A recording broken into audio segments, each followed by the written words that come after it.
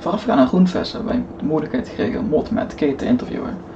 Tijdens het interview hebben wij een vraag gesteld omtrent warding, misschien wel de eerste nieuwe oldschool RuneScape skill, Prifddinas en Kebos Lowlands. Het interview werd in het Engels gehouden, uiteraard. Laten we eens kijken wat Mod met Kate te zeggen heeft over alle mogelijke nieuwe oldschool RuneScape content.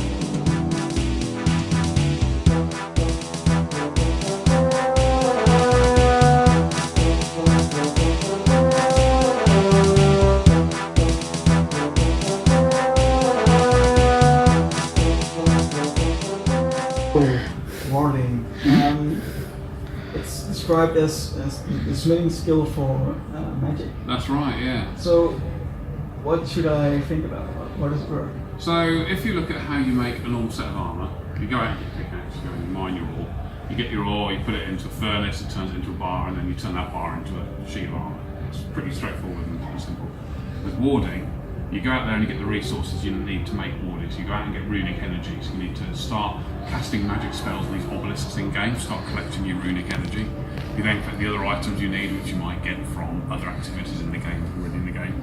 Take those items and you cast a ward, a magic spell on the floor called the ward, which creates this magic sort of portally type thing.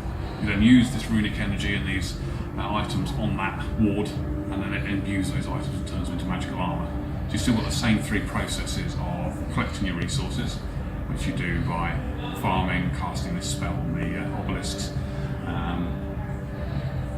turning it into something by creating that magic ward, and then you're actually creating the item by putting the items into the ward and turning it into a magic thing that you can wear. So first I thought it was like rune crafting, like you make runes, but no, we have that skill, so yes. So we actually get to make armor for magic. Yes, yeah, the armor for magic. So armor or clothing really rather than armor. So you know your normal blue magic robes that you used to get at level 1 when you kill the goblins. This will be that sort of thing you can make. We can rebalance some of the existing items to make it all make sense and add more items in, so you get more tankable armor maybe for mages. So you can have mage tank builds and that sort of stuff. It gives a lot more options of what you can do in magic. Right, so there are some new armors coming in the game, and existing clothing will be available to craft during. You would look at split bark armor, for example. We're looking at adding 2 more variants of that. So soul bark armor and blood bark armor, which are stronger variants of it as well. And then, they're the only 2 that we've got so far. Part of the process, once we've got the players on side and we know that they would like the skill, then we can start working with them on other armors that we can add in as well. The players have a big impact on what they want to see and the rewards for it. We can use their ideas to build up the stuff that goes in.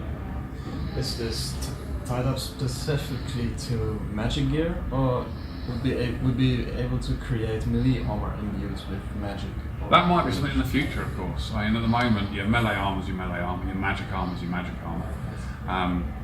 We could cross them over at some point in the future. We haven't designed it for this skill specifically yet, but again, if the players are coming back to us and saying it makes sense if you do that, then we will do that. That's not a problem. And the components you need to craft this new magic armor, how do you get them in the game? Depends what you want. I mean, again, we haven't designed every piece of armour that's going in game. That's something we wait to work alongside the players with and do that together. But some of the stuff, for example, the split bark comes from doing a mini game in game. That's where you collect it from there. There'll be some stuff you just kill monsters and it will fall on the floor and you pick it up and turn it into stuff. So there's going to be 100 ways. Farming is another way of doing it. We've got a way of farming silkworms to get silk in a magnannery, I think it was called. And there's all these new things we can do and we can expand that based on what the players So it's think. like the spider silk and bats. Yeah, that sort of thing. Yeah, so that's the sort of thing we could be putting together. And again, the players will come up with ideas and they'll come to us and say, what about this armour where you make it like this? And yeah, sure, we'll do that. So we don't just only get new armors in the game, but also new farming stuff. Yeah, so collectible resources, there'll be a whole load of new ones of that. New things to grow in your farming patches, all that sort of stuff will expand from there to help make a skill. Interesting. It really ties so many skills together. It's something the players have been crying out for years. One of the big things we hear from players is that they want to finish all the skills. It's very difficult to do that just by adding content, but with this new skill we're able to link across new bits of content and have skills that interact with each other and actually make a lot more sense and tie the game together a lot more. So should feel really good. So when are you going to pull this new skill? Quite soon. We haven't got a date or anything that we're planning to poll it, but I think the plan after tomorrow will be to poll the Kebos Lowlands first, and then we'll see what people think about the warding skill. They'll have a whole bunch of feedback for us to play as well, which we'll probably have to work on, iterate on it a bit with them, give them a few more details. And then when we feel that, when the players feel that it's ready to be polled, we'll poll it and see what the other can play.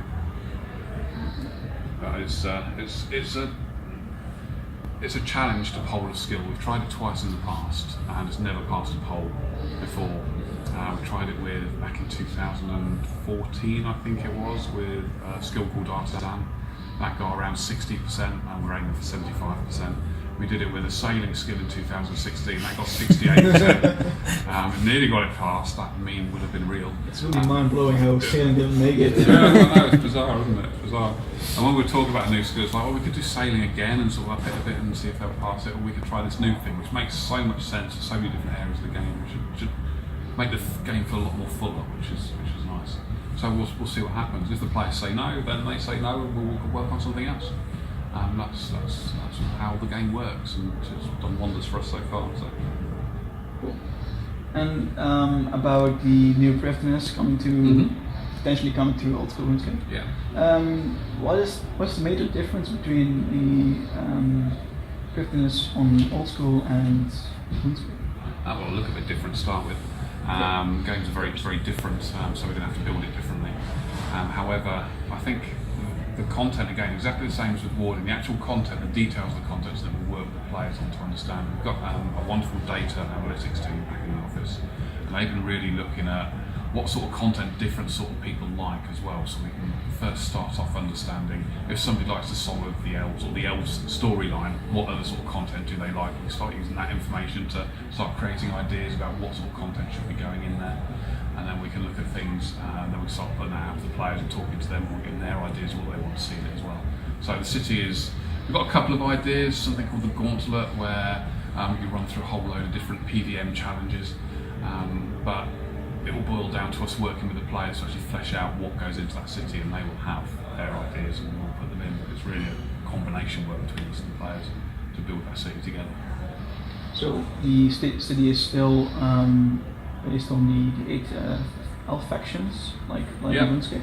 So it's got to make sense in RuneScape as a whole thing. So RuneScape is this wonderful world which incorporates RuneScape and old school and everything else we've ever spoken about RuneScape, and it's important to us that it all makes sense.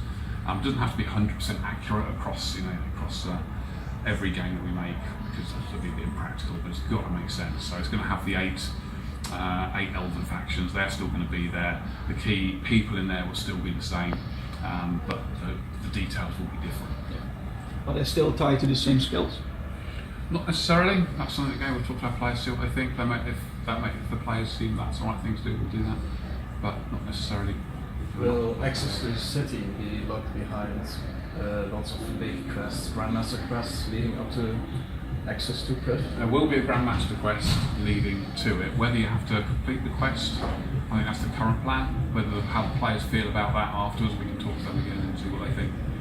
Some of them might want access to it before they finish the quest, or maybe it's the start of the quest you get access to it. It depends what our players feel about it. And what do you have planned for some major benefits from accessing Prifddinas? Okay, that boils down to the players. The crystal armor is going to be probably the immediate thing, which is obvious. But the details again will be fleshed out for the players. We've got the broad overall concept of what it is, how we expect it to look, and some of the things going in, and then the players will fill in all those details, and that's what will make it truly valuable to them. Is when they come in with the details that make their game better, which they're the best people to tell us. Well, we will build it. Build this city together. And the new expansion for Zia, you're working on that, and Zia's also getting a bit of a rework later. Yes, yeah. So Mod West, he's been redesigning Assidia's house, which you probably saw on Reddit. It just looks amazing, doesn't it? I think when we first designed Zia, we were very new to doing that, and we made a whole bunch of mistakes at the beginning, and over time we tried to correct it and make it feel better and look better, and we're getting there. The new expansion, there's a whole bunch of stuff going in there. So we've got the farming guild, which special farming patches which have global effects on all your farming patches. So you drop a specific creature in there, it will affect every single farming patch around the world for you. We've got a farming boss, so you grow your own monster to kill, which sounds bizarre, but it just really works. That's a really Yeah. So we've got some wonderful things that can happen with that. What else have we got going to the Kebos Lowlands? So we've got a new city with the Tassak Carl.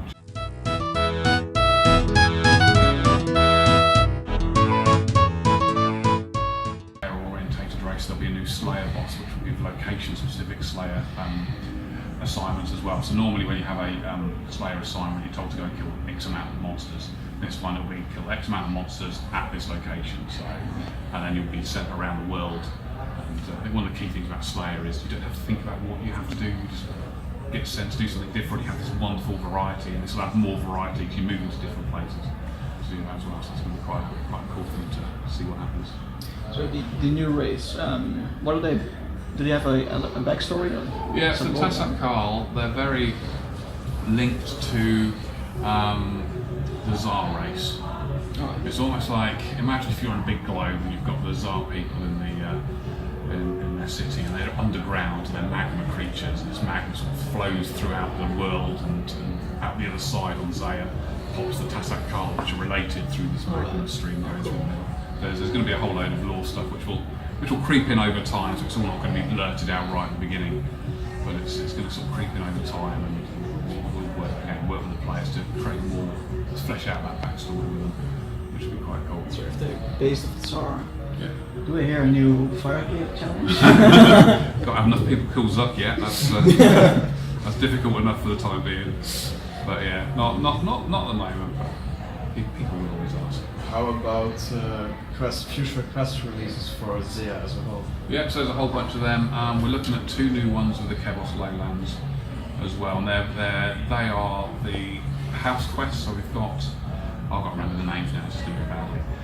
So we've got the house quests for Piscarilius, for the others, except for Lovacaine and Arceus. There's no quest for those 2, and they're the 2 we want to finish off, and that will be almost the introduction quests for each of the houses in Karen, and that allows us to build on that story then in future and sort of try and develop the Xeric storyline and see where that goes, because that's got some wonderful potential in the future. You also mentioned new Slayer monsters and Slayer boss. Do you have any idea for the new Slayer monster? What they? Yeah, it'll be a Hydra. The boss will be a Hydra boss, surprisingly enough. Creature with was a dragon type creature with 7 heads. It would be cool. Yeah, absolutely. You chop one off and 2 grow back. Yeah, I don't know if we can actually create that working, but it would be quite cool. I mean, that's how it was originally in Greek mythology, wasn't it? Yeah. And they lopped the head off and more grow back. I always wondered about that. You chop one head off, 2 grow back. You chop one of the other ones off, it's got 3 heads.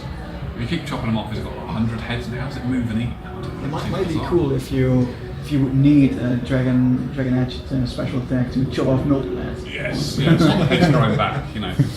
Like a little secret for people to find out. Yeah, absolutely, yeah, absolutely. Stacking up on the dragon hatching. Yeah. You get it. Yeah.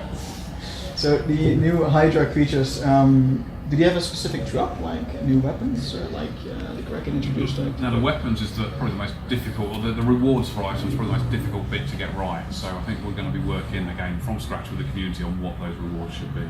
There seems to be some obvious ones, but I think rewards are by far the most difficult thing. Everybody has wonderful ideas on making new content. Players in particular want a piece of content that does this, it will be great.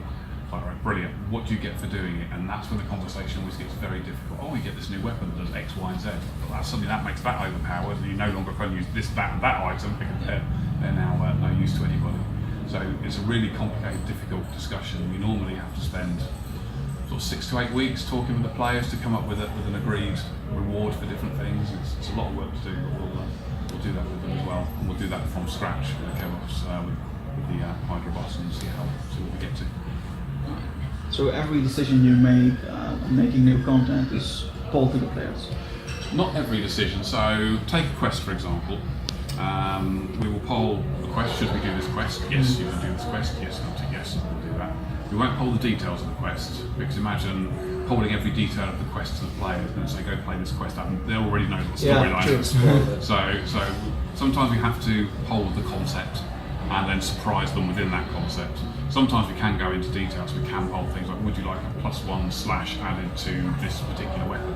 We can go into real detail if we want to. But when it comes to the big piece of the content, we generally do the high concept and say, well, would you like this? And we'll say, yes, we would like that, and then we flesh out the details. And anything that significantly changes the game, we'll poll, but generally, as long as it fits within the big concept, we sort of don't tend to poll it. So if, for example, we were to put in a new item which added onto the fire cape as part of this, we'd probably need to poll that. That's an iconic item that is quite precious to the players. So if we were to add an extra drop to a bunch of little creatures, we wouldn't poll that. So it's a tricky one to get right, but I think we do it quite well.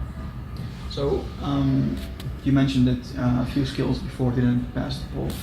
Was it like difficult to receive those feedback from the players while you worked so hard on thinking about a new skill and making it into the game? Yeah, I mean, personally, I guess somebody will spend time working on this piece of content, and then they will present it to the players, and the players will say, hang on a minute, we don't like that. So you work with the players and try and get it into a better place so it addresses their concerns, and you make changes to it and you adapt the update. And it still doesn't pass the poll, and that's happened in the past with the skills. Yes, personally it's upsetting, but at the end of the day we're here to make the stuff the players want. So if they're saying no to something, they've got a reason for it. We might not have to agree with their reason, of course. We might think this will be brilliant for the game, but at the end of the day we're here for one thing, that's to make our players happy. That's why we do things like Runefest, that's why we do the polls, that's why we spend so much time on Twitter talking to them to understand them and make sure we're doing what they want. So at the end of the day, when you've got somebody standing in front of you who's saying, I love playing your game, and it's changed my life because I met my partner on the game, I've decided to become a game developer because of stuff Mod Ash has worked on, I've decided to change my career to do these things because of the stuff that you do in game. That's why we do it. It makes it all worthwhile. It's changing people's lives for the better, and that's what we need to focus on. So it's actually really interesting that old school polls like almost every content in the game. Why is it the same for RuneScape? I think RuneScape has a different, RuneScape's got, was the first game, and they've got a way of working. When we bought out Old School, the one thing the players said to us at that time is that they wanted complete control of the game, and that's why we put it into Old School. And we started off from that, and that is how it has continued. From day one, it's been polled, the game coming back itself was polled, and everything has been polled ever since.